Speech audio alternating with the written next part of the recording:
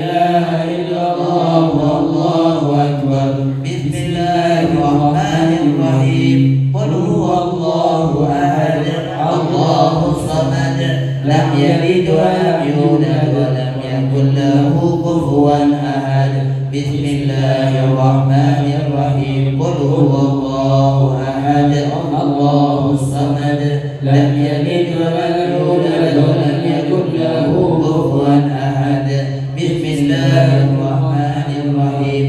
قل هو الله أحد الله الصمد لم يلد ولم يولد ولم يكن له كفوا أحد. بسم الله الرحمن الرحيم. قل أعوذ برب الفلق من شر ما خلق ومن شر غاسق إذا وقب ومن شر النفاثات في العقد ومن شر حاسد إذا حسد. الله أكبر. لا إله إلا الله والله أكبر. بسم الله الرحمن الرحيم. قل أعوذ برب الناس ملك الناس إله الناس من شر الوسواس الخناس الذي يوسوس في صدور الناس من الجنة والناس. الله أكبر. لا إله إلا الله والله أكبر. بسم الله الرحمن الرحيم. الحمد لله رب العالمين الرحمن الرحيم مالك يوم الدين. إياك نعبد وإياك نستعين. اهدنا الصراط المستقيم صراط الذين أنعمت عليهم غير المغضوب عليهم ولا الضالين. آمين. بسم الله الرحمن الرحيم. ألف لام ميم. ذلك الكتاب لا ريب فيه هدى للمتقين الذين يؤمنون بالغيب ويقيمون الصلاة ومما رزقناهم ينفقون والذين يؤمنون بما أنزل إليك وما أنزل من قبلك وبالآخرة هم يوقنون. أولئك على هدى من ربهم وأولئك هم المفلحون. وإلهكم إله واحد لا إله إلا هو الرحمن الرحيم. الله لا إله إلا هو الحي القيوم لا تأخذه سنة ولا نوم له ما في السماوات وما في الأرض. من ذا الذي يشفع عنده إلا بإذنه يعلم ما بين أيديهم وما خلفهم ولا يحيطون بشيء من علمه إلا بما شاء. وسع كرسيه السماوات والأرض ولا يئوده حفظهما وهو العلي العظيم.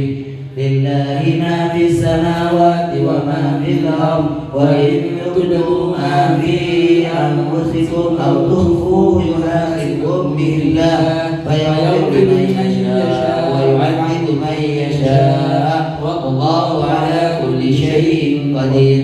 آمن الرسول بما أنزل إليه من ربه والمؤمنون كل آمن بالله وملائكته وكتبه ورسله لا نفرق بين أحد من رسله وقالوا سمعنا وأطعنا غفرانك ربنا وإليك المصير. لا يكلف الله نفسا إلا وسعها لها ما كسبت وعليها ما اكتسبت. ربنا لا تؤاخذنا إن نسينا أو أخطأنا ربنا ولا تحمل علينا إصرا كما حملته على الذين من قبلنا ربنا ولا تحملنا ما لا طاقة لنا به واعف عنا واغفر لنا وارحمنا أنت مولانا فانصرنا على القوم الكافرين.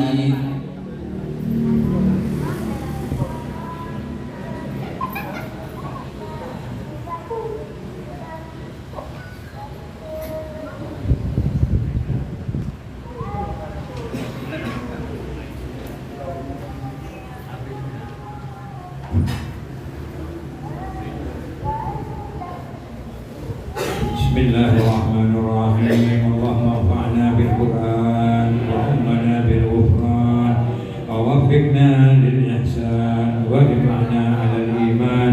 Allahumma ij'alhu lana nuran wa imaman wa rahmah. Allahumma ij'alil Qur'anal 'azim rabi'a qulubina wa jalaa'a humumina wa shifaa'an li sudurina wa kashifa kurbina wa ahzanina wa kafaratan li sayyi'atina wa ziyadatan fi a'malina wa a'malina wa barakatan fi aqdamina wa sa'atan fi ahlakina wa nawwir Allahumma bihi basairana wa absarana واستعملنا به سرا وعلانية يا كريم. اللهم ذكرنا منه ما نسينا وفهمنا منه ما كرهنا وعلمنا منه ما جهلنا وارزقنا تلاوته آناء الليل وأطراف النهار واستعملنا به سرا وعلانية يا كريم. اللهم واشف به مرضانا وعاف به مبتلانا وارحم به موتانا وأحيانا وتمم به نعمك علينا واجعله حجة لنا لا حجة علينا وشاهدا لنا ولا شاهدا علينا واغفر برحمتك إلينا وأقبل بوجهك الكريم علينا يا كريم. اللهم اجعلنا ممن يحل حلالا ويحرم حراما آمين يا الله ويكف عند عجائبه. اللهم اجعلنا بحقوق كتابك الكريم العظيم قائمين وعلى تلاوته مداومين وبه مؤمنين ومن الجفاء له والاستهزاء به والاستهزاء والصد عنه سالمين يا كريم يا كريم. اللهم اجعل لنا في الدنيا قرينا مونسا شفيعا رفيقا ومن النار سترا ومن الخيرات كلها قائدا ودليلا والى رضاك وطاعتك موصلا يا رب العالمين يا كريم. اللهم وما كان في تلاوتنا هذه أو تلاوة غيرها من خطأ أو نسيان أو زيادة أو نقصان أو تقديم أو تأخير أو سهو أو لهو أو لغو أو لهن أو سوء ظن أو وقوف على غير ما ينبغي أو رياء أو سمعة أو إعجاب ومن ذلك سائر أعمالنا وتقبلها بفضلك وتجاوز عنا بفضلك وكرمك وإحسانك واكتب ثوابها لنا ولوالدينا ولشيخنا ولمعلمينا ولأمواتنا ولجميع المسلمين كما كتبته لعبادك الصالحين وأوليائك المخلصين. واجعلنا صالحين آمين. واجعلنا صالحين اللهم واجعلنا صالحين آمين مهتدين غير ضالين ولا مضلين برحمتك يا أرحم الراحمين.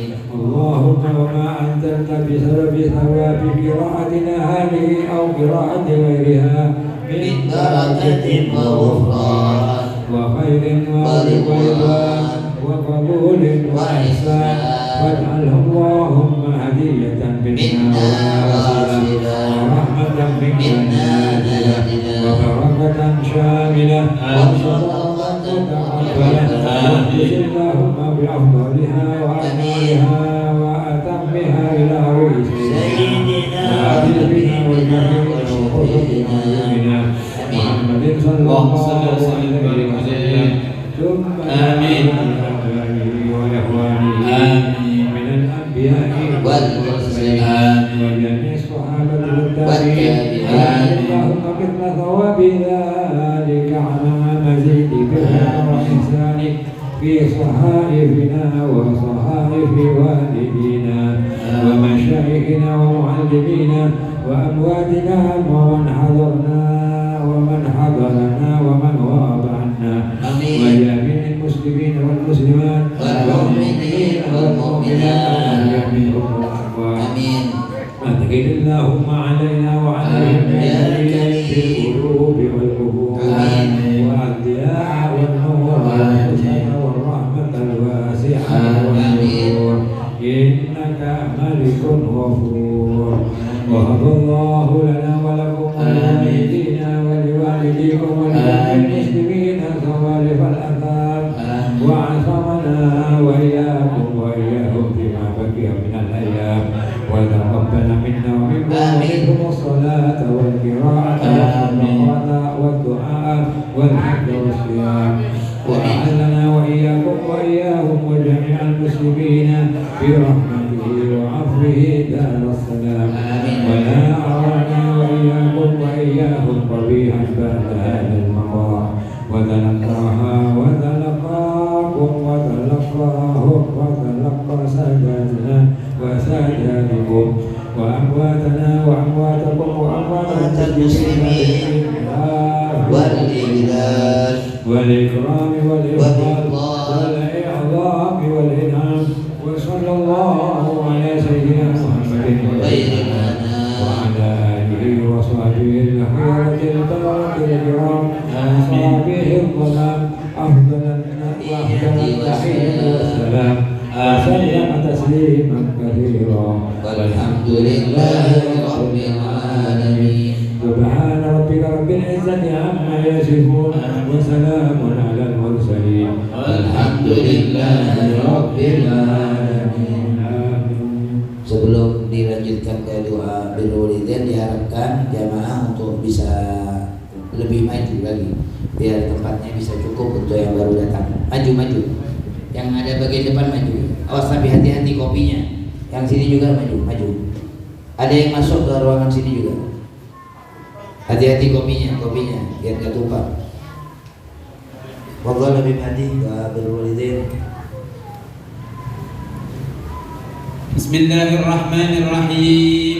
Alhamdulillahi rabbil alamin. Allahumma salli ala sayyidina Muhammadin al-Fatih lima ughliqa al-khatim lima sabaqa nasiril haqqi bil haqqi wal hadi ila siratikal mustaqim wa ala alihi haqqa qadrihi wa miqdarihi al-'azim. Alhamdulillahilladzi amarna bi syukril walidain wal ihsani ilayhima wa haddana 'ala iltizami birrihima wa istina'il ma'rufi ladayhima wa najabna ila khafdil janahi min ar-rahmati lahumā iqāman wa ikbāra wa wassāna bit tarahhumi 'alayhima kamā rabbayānā shighāra. Allahumma farham walidina, Allahumma farham walidina, Allahumma farham walidina waghfir lahum warḍa 'anhum riḍan tuhillu bihi 'alayhim jawāmi'a ridwānik wa tuhilluhum bihi dara karamatika wa amanik wa mawātin 'afwika wa ghufrānik wa adirra bihi 'alayhim latā'ifa birrika wa ihsānik. اللهم اغفر لهم مغفرة جامعة تمحو بها سالف أوزارهم وسيئ إصرارهم وارحمهم رحمة تنير لهم بها الضجع في قبورهم وتؤمنهم بها يوم الفزع عند نشورهم. اللهم تحنن على ضعفهم كما كانوا على ضعفنا متحننين وارحم انقطاعهم إليك كما كانوا لنا في حال انقطاعنا إليهم راحمين وتعطف عليهم كما كانوا علينا في حال صغارنا متعطفين. اللهم احفظ لهم ذلك الود الذي أشربته قلوبهم والحنانة التي ملأت بها صدورهم واللطف الذي شغلت بها جوارحهم واشكر لهم ذلك الاجتهاد الذي كانوا فينا مجاهدين ونقضي لهم ذلك الاجتهاد الذي كانوا فينا مجتهدين وجزهم على ذلك السعي الذي كانوا فينا ساعين والرأي الذي كانوا لنا راعين. أفضل ما جزيت به السعاة المصلحين والرعاة الناصحين. اللهم برهم أضعاف ما كانوا يبروننا، واذكر إليهم بعين رحمتك ما كانوا يذكروننا. اللهم هب لهم ما ضيعوا من حق ربوبيتك بما اشتغلوا به في حق تربيتنا، وتجاوز عنهم ما قصروا فيه من حق خدمتك بما آثرونا به في حق خدمتنا. واعف عنهم ما ارتكبوا من الشبهات من أجل ما اكتسبوا من أجلنا، ولا تؤاخذهم بما دعتهم إليه الحمية من الهوى لما غلب على قلوبهم من محبتنا، وتحمل عنهم الظلامات التي ارتكبوها فيما اشتروا لنا وسعوا علينا، والطف بهم في مضاجعهم بلا لطفا يزيد على لطفهم في أيام حياتهم بنا. اللهم ما هديتنا له من الطاعات ويسرتنا له من الحسنات ووفقتنا له من القربات، فنسألك اللهم أن تجعل لهم منها حظا ونصيبا، وما اقترفناه من السيئات واكتسبناه من الخطيئات وتحملناه من التبعات، ولا تلحقهم منا بذلك عقوبا، ولا تحمل عليهم من ذنوبنا ذنوبا. اللهم كما سررتهم بنا في الحياة فسرهم بنا بعد الوفاة. اللهم وكما سررتهم بنا في الحياة فسرهم بنا بعد الوفاة. اللهم وكما سررتهم بنا في الحياة فسرهم بنا بعد الوفاة. اللهم ولا تبلغهم من أخبارنا ما يسوءهم، ولا تحملهم من أوزارنا ما ينوءهم، ولا تخزهم بنا في عسكر الأموات لما نحدث من المخزيات ونأتي من المنكرات، وسر أرواحهم بأعمالنا في ملتقى الأرواح إذا سر أهل الصلاة بأبناء الصلاة، ولا تكفهم منا على موقف افتضاح بما نجترح من سوء الاجتراح. اللهم وما تلونا من تلاوة فزكيتها، وما صلينا من صلاة فتقبلتها، وما تصدقنا من صدقة فنميتها، وما عملنا من أعمال صالحة فرضيتها، فنسألك اللهم أن تجعل حظهم منها أكبر من حضورنا، وقسمهم منها أجزل من أجسامنا، وسهمهم من ثوابها أوفر من سهامنا، فإنك وصيتنا ببرهم وندبتنا إلى شكرهم، وأنت أولى بالبر من البارين وأحق بالوصل من المأمورين. اللهم اجعلنا لهم قرة أعين يوم يقوم الأشهاد، واسمعهم منا طيب النداء يوم التناد، واجعلهم بنا من أوبة الآباء بالأولاد، حتى تجمعنا وإياهم والمسلمين جميعا بدار كرامتك ومستقر رحمتك ومحل أوليائك، مع الذين أنعمت عليهم من النبيين والصديقين والشهداء والصالحين، وحسن أولئك رفيقا، ذلك الفضل من الله وكفى بالله عليما. سبحان ربك رب العزة عما يصفون، وسلام على المرسلين، والحمد لله رب العالمين، وصلى الله على سيدنا محمد النبي الأمي وعلى آله وصحبه وسلم تسليما كثيرا. من عمل صالحا فلنفسه، ومن أساء فعليها، وما ربك بظلام للعبيد. أعوذ بالله من الشيطان الرجيم. بسم الله الرحمن الرحيم. إنا أنزلناه في ليلة القدر، وما أدراك ما ليلة القدر. ليلة القدر خير من 1000 شهر، تنزل الملائكة والروح فيها بإذن ربهم من كل أمر، سلام حتى مطلع الفجر.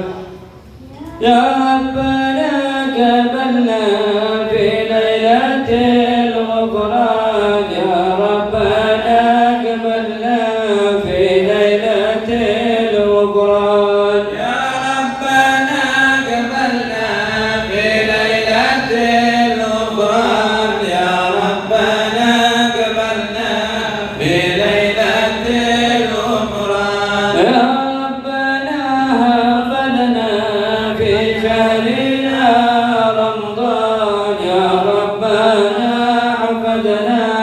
في شهرنا رمضان يا ربنا احفظنا في شهرنا رمضان يا ربنا احفظنا في شهرنا رمضان يا رب سامحنا في شهرنا رمضان يا رب سامحنا في شهرنا رمضان يا رب سامحنا في شهرنا رمضان يا رب سامحنا في شهرنا رمضان يا رب اغفر لنا في شهرنا رمضان يا رب اغفر لنا في شهرنا رمضان يا رب اغفر لنا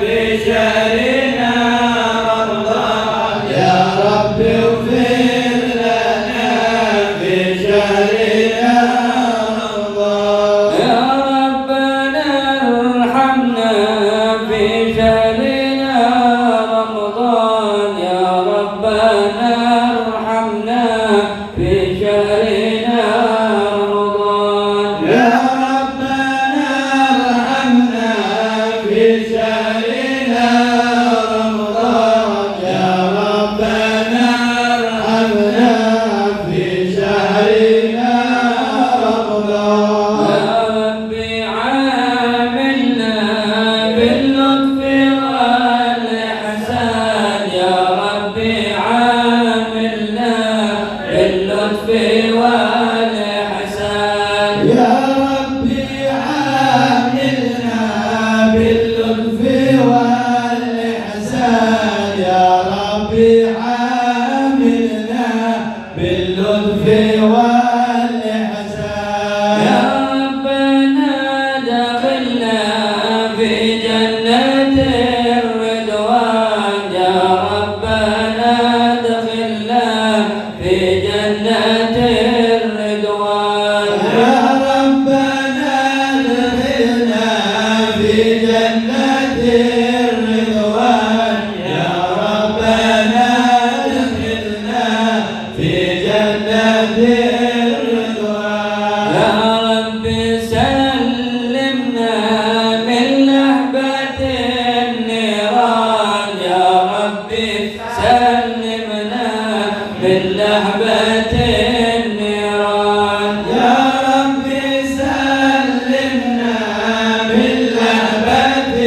النيران يا رب سلمنا من لهبة النيران يا ربنا انفعنا ببركة القرآن يا ربنا انفعنا ببركة القرآن يا ربنا انفعنا ببركة القرآن يا ربنا انفعنا ببركة القرآن يا سلام سلمنا من عوائق أنقذنا يا سلام سلمنا من عوائق أنقذنا يا سلام سلمنا من هوائك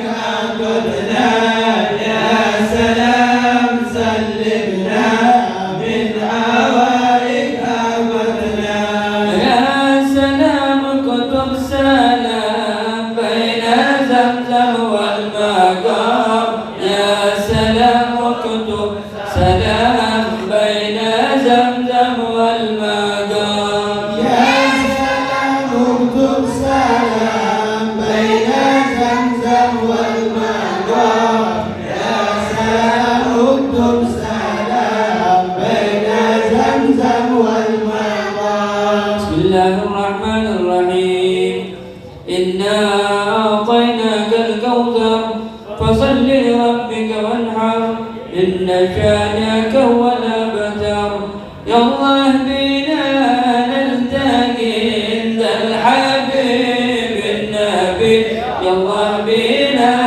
نلتقي عند الحبيب النبي يلا بنا نلتقي عند الحبيب النبي يلا بنا نلتقي عند الحبيب النبي نرد لحوض النبي الله مع الوالدين نرد لحوض النبي يالله مع الوالدين نرد لحوض النبي يلا مع الوالدين نرد لحوض النبي يلا مع الوالدين مع أنبيائك أجمعين عبادك الصالحين مع أنبيائك أجمعين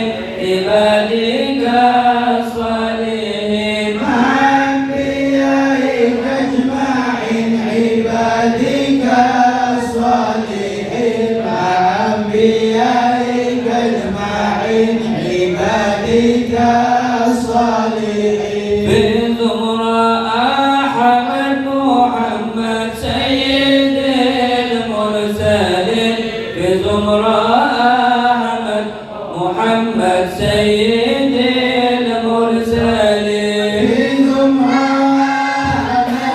محمد سيد المرسلين في زمرة محمد سيد المرسلين يا ربنا ارحمنا ولا تعذبنا يا ربنا ارحمنا ولا تعذبنا يا ربنا ارحمنا ولا تعذبنا يا ربنا ارحمنا ولا تعذبنا يا ربنا ارحمنا ولا لنا غيرك يا ربنا ارحمنا ولا لنا غيرك يا ربنا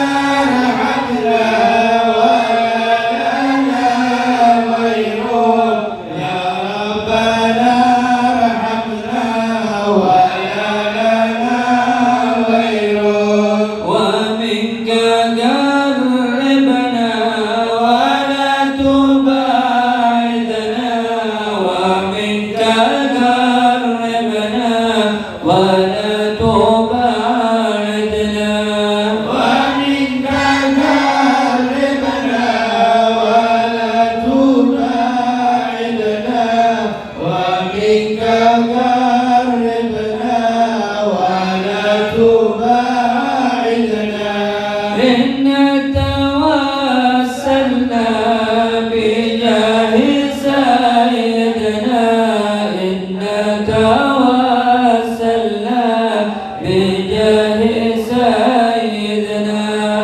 إنا توسلنا بجاه سيدنا إنا توسلنا بجاه سيدنا محمد الهادي عليه صلينا محمد الهادي عليه صلينا محمد الهادي عليه صلينا محمد الهادي عليه صلينا اذكر الصلاة على النبي اللهم صل وسلم على سيدنا محمد.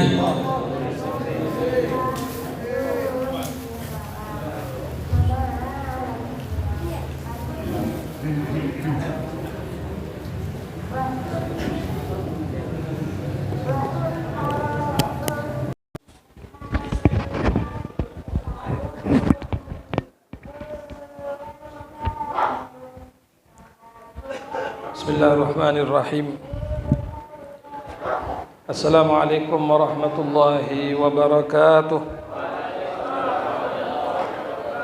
Alhamdulillah, wassalatu wassalamu ala sayyidina Rasulillah, sayyidina wa maulana Muhammad bin Abdullah wa ala alihi wa sahbihi wa man walah. Wala hawla wala quwwata illa billah. Rabbi shrah li sadri wa yassir li amri wahlul 'uqdatam min lisani yafqahu qawli, amma ba'd.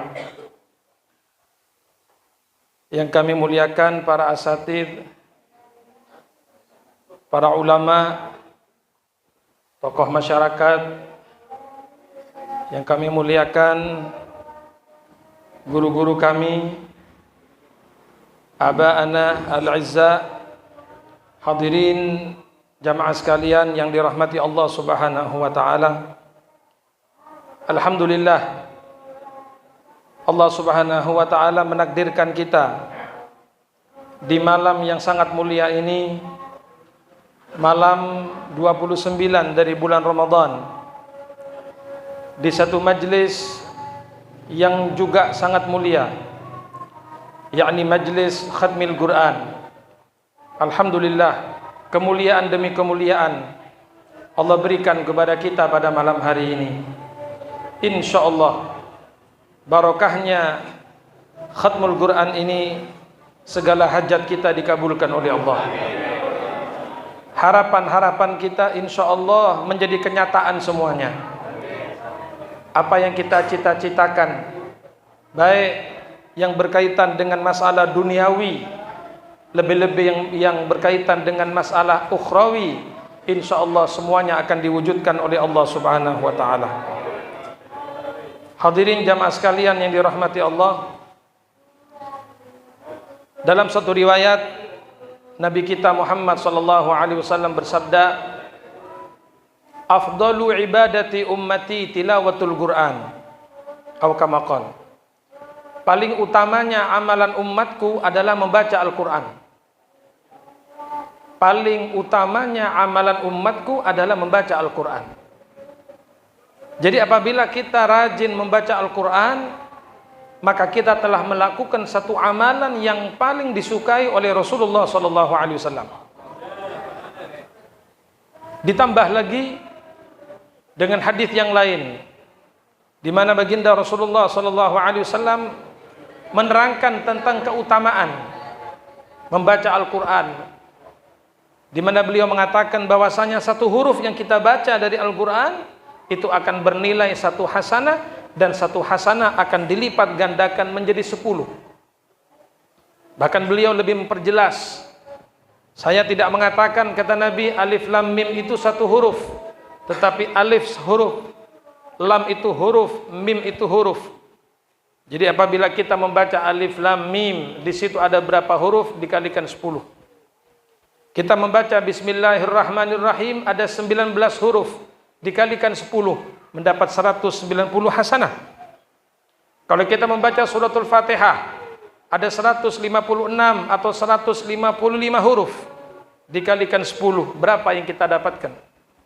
Kita membaca Al-Quran dari awal sampai akhir, berapa huruf yang kita baca, dan berapa banyak pahala yang Allah berikan kepada kita. Alhamdulillah, bersyukur kita kepada Allah. Dan yakinlah para jamaah sekalian, kita akan menjadi mulia berkatnya Al-Quran. Innallaha yarfa'u bihadzal kitab aqwaman wa yada'u bihi akharin. Sesungguhnya Allah akan mengangkat dengan Al-Quran sebagian kaum, dan Allah akan merendahkan dengan sebab Al-Quran juga kaum yang lain. Artinya kalau kita memuliakan Al-Quran, mengagungkan Al-Quran, membaca Al-Quran, memahami makna Al-Quran, maka kita akan dimuliakan. Tapi kalau kita merendahkan Al-Quran, menghina Al-Quran, bahkan kadang-kadang Al-Quran dibuat main-main, hati-hati. Laisa bil hazl. Hadirin, Al-Quran bukan untuk main-main. Kalau mau bercanda, bercanda dengan yang lain. Akeja selain, cek sampai akeja membawa ayat-ayat Al-Quran, tidak boleh. Laisa bil hazl, kata Allah. Al-Quran bukan untuk main-main. Kadang-kadang saya sering melihat ya di medsos itu, demi konten, lalu orang membaca Quran, dibuat salah bacaannya, nanti orang tertawa supaya dia mendapat ini, mendapat itu. La haula wala quwata illa billah. Mun akajak selain hadirin. Akajak selain, akajak Al-Quran. Jangan dibuat guyonan Al-Quran itu. Laisa bil hazl kata Allah. Al-Quran Kak Dinto. Bukan main-main. Lau anzalna hadzal Qur'ana ala jabalin la ra'aitahu khashi'an mutasaddian min khasyatillah. Kalau kami turunkan Al-Quran kepada gunung, maka gunung yang kuat, yang kokoh itu akan hancur berantakan. Karena besarnya Al-Quran, karena agungnya firman-firman Allah. Nabi kita Muhammad SAW ketika turun wahyu, turun Al-Quran kepada beliau di musim yang sangat dingin, maka keluar keringat Rasulullah. Apa neluan Kanjeng Nabi Muhammad? Di musim dingin di Mekah, di Madinah seperti apa? Dingin sekali. Tapi ketika turun Al-Quran kepada beliau, berkeringat tubuh Nabi kita Muhammad SAW. Bukan main-main hadirin. Jadi tolonglah bikin konten-konten yang bermanfaat. Jangan main-main dengan firman-firman Allah Subhanahu wa ta'ala. Bahkan apabila kita melihat dalam kitab Sulamut Taufik yang dikarang oleh Al-Imam Al-Habib Abdullah bin Husin bin Tahir, kalau ada orang mempermainkan Al-Quran walau satu huruf saja, mempermainkan dengan tujuan menghina Al-Quran, kafir orang itu, murtad. Nggak bisa dibuat main-main Al-Quran, Masya Allah. Bahkan antum tahu Al-Quran itu sebetulnya tidak mungkin bisa kita baca. Al-Quran itu hakikatnya begitu mulianya Al-Quran, tidak ada lesan kita yang mampu membaca Al-Quran, tidak ada. Tetapi berkat Nabi Muhammad, berkat Quran turun kepada Rasulullah, lalu Rasulullah yang membaca kepada para sahabat, Rasulullah yang dengan lesan mulianya membaca Al-Quran, maka kita menjadi mudah membaca Al-Quran. Kita jadi gampang membaca Al-Quran. Hakikatnya kata ulama, tidak ada seorang pun yang bisa membaca Al-Quran karena begitu mulianya, begitu beratnya itu firman-firman Allah, kalau bukan karena Nabi Muhammad SAW. Maka berkat Rasulullah yang membaca Al-Quran, menyampaikan kepada para sahabat, dan terus jalan-jalan sampai kepada kita, maka kita menjadi gampang, menjadi mudah membaca Al-Quran. Coba para jamaah sekalian, misalnya ada aturan begini, yang berbohong langsung lesannya tidak bisa baca Quran, maka mungkin kita semua tidak bisa. Kenapa? Karena berapa kali kita berbohong. Kalau seandainya ada aturan, siapa yang ngerasani saudaranya, menggunjing saudaranya, seasan-rasan datang kenah, lidahnya menjadi kaku, mungkin lidah kita semua menjadi kaku. Kenapa? Karena kita sering ngerasani orang, kita sering menggunjing saudara kita sering mengungkap aib orang lain. Tetapi Masya Allah, sekali lagi berkatnya Nabi Muhammad, walaupun lesan kita berapa kali berbohong, lesan kita berapa kali ribah, tetapi tetap kita bisa membaca firman-firman Allah, kita bisa membaca kalamullah al-azim. Ini satu kemuliaan. Jadi sekali lagi, Allah akan mengangkat derajat seseorang dengan Al-Quran, tapi Allah juga akan merendahkan seseorang kalau dia tidak menghormati Al-Quranul Karim. Jangan dibuat guyonan, cek kejek Al-Quranul Karim. Hadirin yang dirahmati Allah Subhanahu wa ta'ala, Al-Quran Kak Dinto tidak hanya sekedar mengisi waktu luang kita lalu kita baca, tidak. Tapi Al-Quran itu komplit. Al-Quran bisa jadi obat. Al-Quran bisa menjadi kawan ketika kita sendirian. Al-Quran bisa menjadi penghibur ketika kita sedih.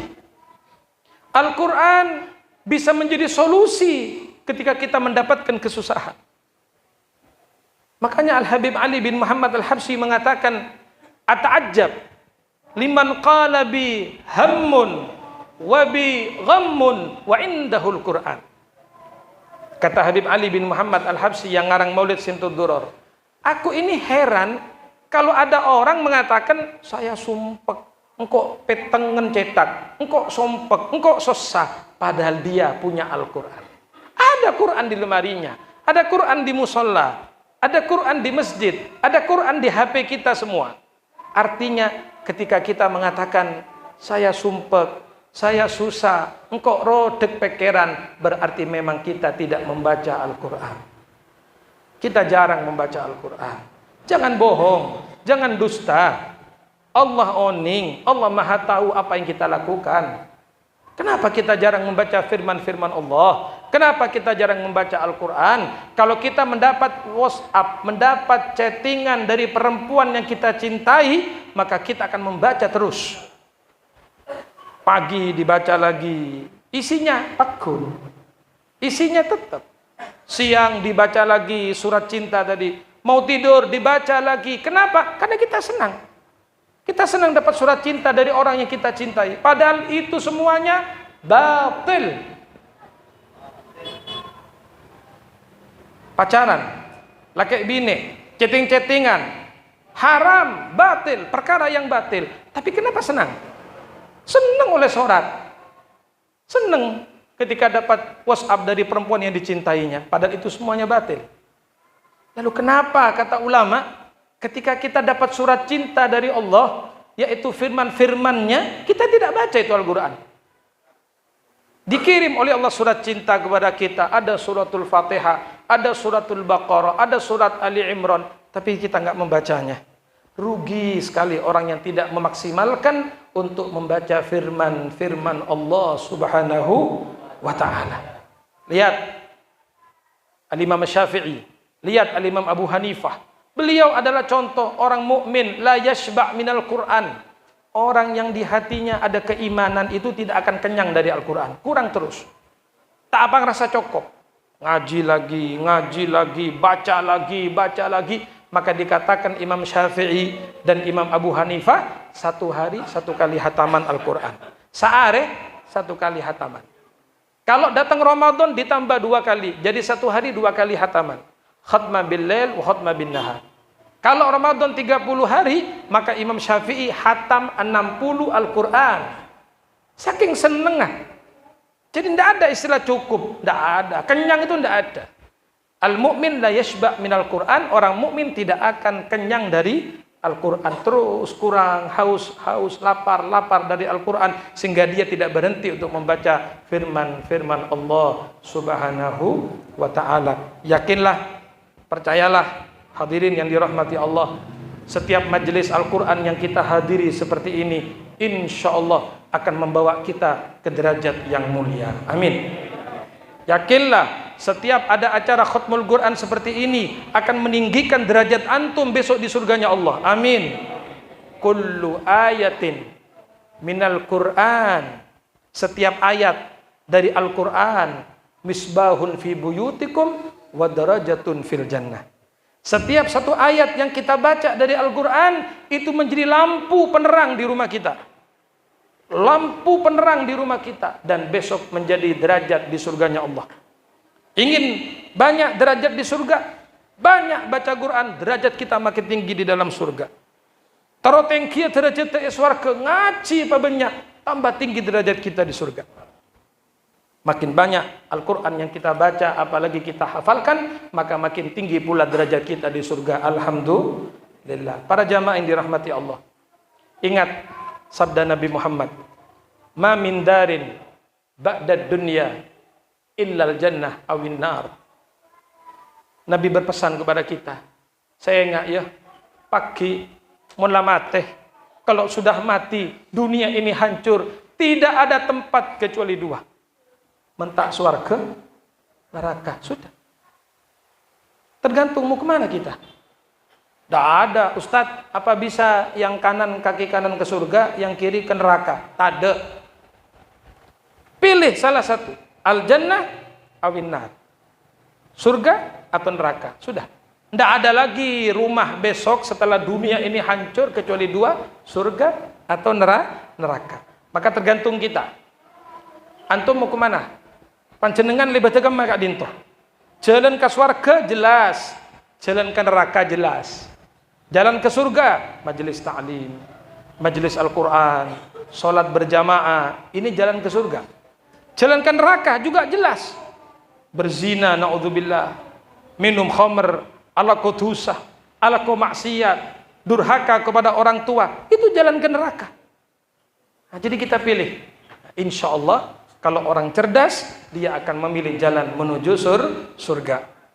Insya Allah majelis yang kita hadiri malam ini termasuk salah satu jalan yang mengantarkan kita ke dalam surganya Allah. Amin amin ya rabbal alamin. Tidak hanya kita, tetapi anak dan keluarga kita semuanya.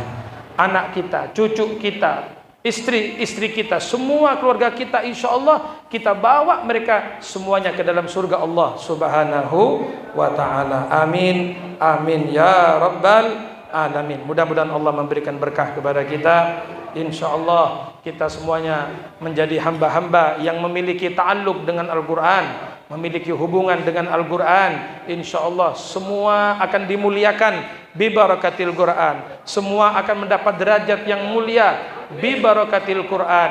Insya Allah rezekinya lancar kabeh. Amin.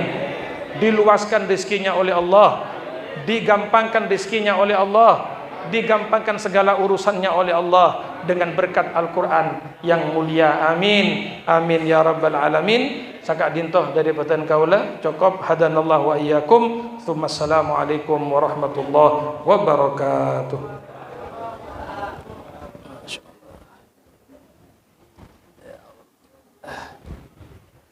Said afwan ya Ramadan,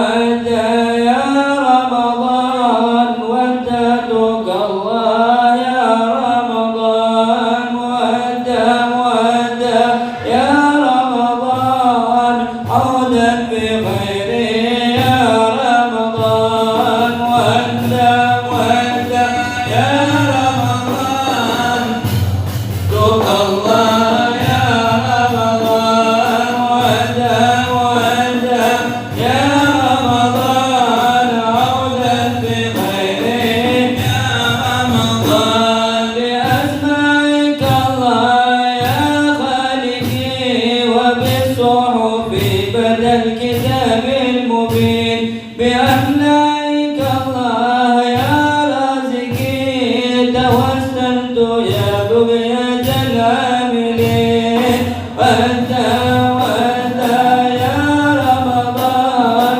وددك الله يا رمضان وأنت يا رمضان عودك بخير يا رمضان وبالأولياء وأسرارهم وبأهل الشريعة وأهل اليقين تفضل بغفران كل الذنوب نكن جميعا من الفائزين مودة مودة يا رمضان وددك الله يا رمضان مودة مودة يا رمضان بخير يا رمضان وجد بالرضا وجزل العطاء واشكر به جملة الحاضرين وطول لنا عمر سلطاننا واحرسه من عيون الحاسدين مودة مودة يا رمضان وددك الله يا رمضان مودة مودة يا رمضان عودا بخير يا رمضان وكن حافظا نحو وكن هارسا وكن ناصرا له وكن نحوين وعامله باللطف في أهوالهم مع حسن الدنيا وإكمال الدين مودة مودة يا رمضان وددك الله يا رمضان مودة مودة يا رمضان عودا بخير يا رمضان وأصلحه يا ربي في أفعاله وأصلح بأفعاله المسلمين فأنت الرؤوف الكريم الرحيم ولا يدرك كثرة السائلين مودة مودة يا رمضان وددك الله يا رمضان مودة مودة يا رمضان عودا بخير يا رمضان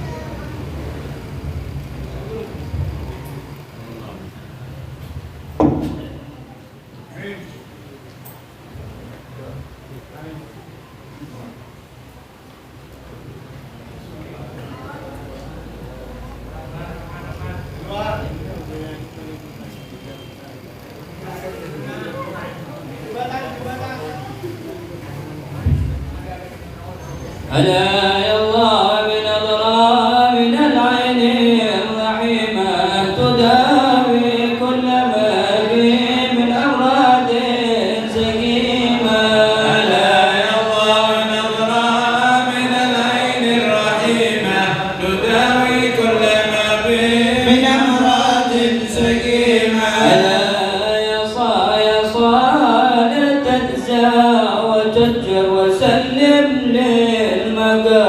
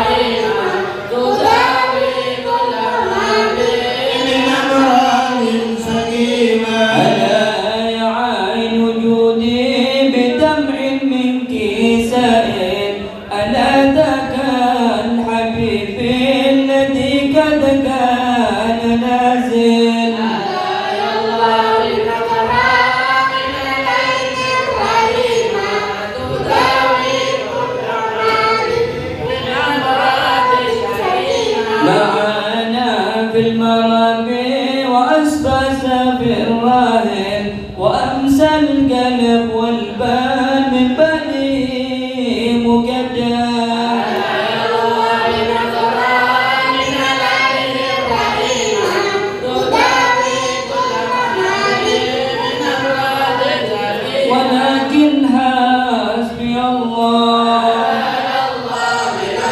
وكل الأمر لله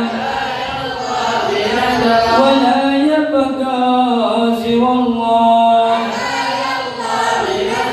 أنا بشار جادات سحائب رحمة البر وحياهم بروح رضا ربي وبشار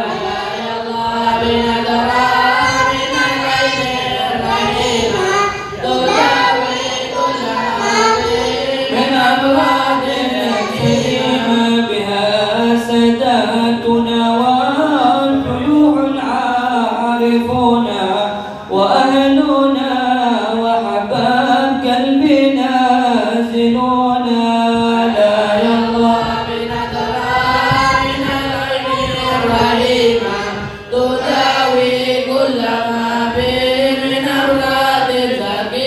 ومن هم في سرائر فؤاد قاتلون بساهة تربها من زكي المسك أطال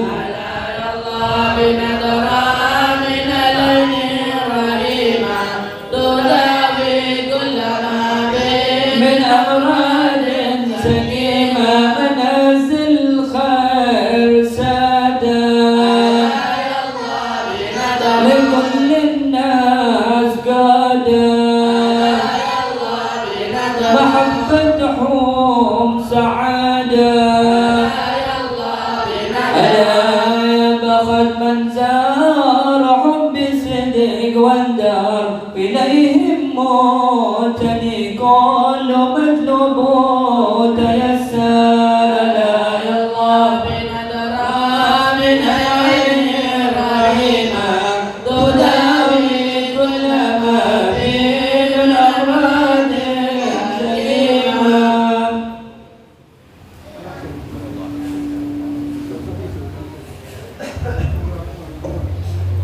بسم الله الرحمن الرحيم اللهم اهدنا فيمن هديت وعافنا آمين. فيمن عافيت آمين. وتولنا فيمن توليت آمين. وبارك لنا فيما أعطيت آمين. وقنا برحمتك شر ما قضيت آمين.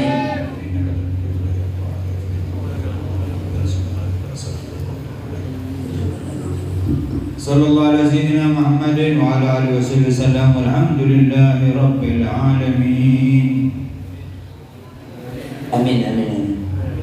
بسم الله الرحمن الرحيم اللهم إنا نسألك رضاك والجنة ونعوذ بك من النار اللهم إنا نسألك رضاك والجنة ونعوذ بك من النار اللهم إنا نسألك رضاك والجنة ونعوذ بك من سخطك والنار اللهم تقبل منا صلاتنا وصيامنا وقيامنا وقراءتنا وركوعنا وسجودنا وتحليلنا وتسبيحنا وتضرعنا ولا تجري بها وجهنا إلا يا إله آمين وإلى خير الناس برحمتك يا أرحم الراحمين وصلى الله على سيدنا محمد وعلى آله وصحبه وسلم الفاتح سبحان ربك رب العزة عما يصفون وسلام على المرسلين والحمد لله رب العالمين ببركة الفاتحة. أعوذ بالله من الشيطان الرجيم.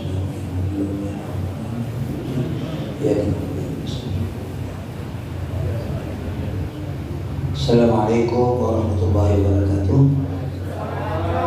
Ada beberapa pengumuman yang ingin disampaikan. Yang pertama, insya Allah Makarimul Akhlak mengadakan pelaksanaan salat Idul Fitri di Jalan Raya Ahmad Yani sepanjang depan IPAA. Insya Allah hari Senin pukul 6 pagi, dimulai pada pukul 6 pagi itu pada warga sekitar Kampung Arab untuk bisa melaksanakan sholat Idul Fitrinya di Jalan Raya Yani. Kemudian yang kedua, insya Allah akan dilaksanakan pula lebih halal pada tanggal 3 Syawal atau 2 April malam tanggal 4 Syawal. Tempatnya di Jalan Raya Yani juga, pusatnya di Musola Bahrish. Insya Allah yang akan menyampaikan hikmah Syawal adalah Al-Habib Sodab bin Hasan Bahrun dari Bangil. Kemudian kami banyak mengucapkan terima kasih atas partisipasi seluruh jamaah dalam pelaksanaan safari Khatmul Quran dari tanggal 15 sampai malam ini sebagai takhtim pada tanggal 29 di Markas Dakwah Makarimul Akhlak. Tentu tujuannya ini untuk dilanjutkan kemudian kebiasaan ini di rumah kita masing-masing. Demikian kepada para syibang, teman-teman dari M2 dan tim kerja dari Makarim untuk tidak pulang terlebih dahulu, dan mari kita tutup dengan pembacaan kafaratul majlis. Subhanallahumma wa bihamdika asyhadu an la ilaha illa anta astaghfiruka wa atubu ilaik. Allahumma shalli ala sayyidina Maulana Muhammad. Saya kasukan aing barokah hataman keng Cirebon jatanan situ-situ.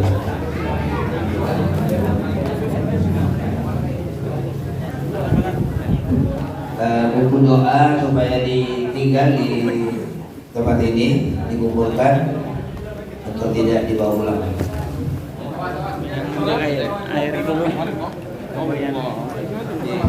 Hati-hati dan yang masih berkenan untuk mendapatkan air doa dipersilakan. Satu orang satu, tapi tidak cukup ini. Sekilas minta tolong pada mengkir pada aja berkenan.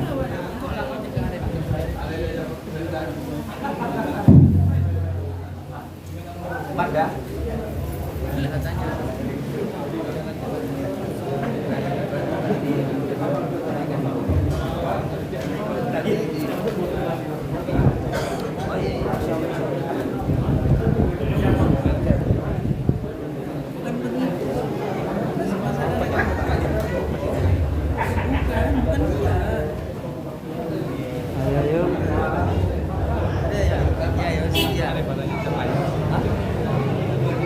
katanya ada pada saya datang kerja pas mereka tapi mereka tanya aja gimana pas kayak gitu berarti ada atau kan pas pada kata-kata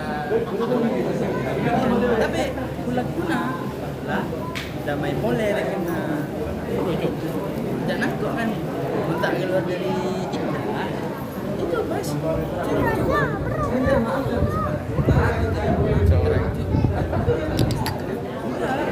ada yang pi jangan kok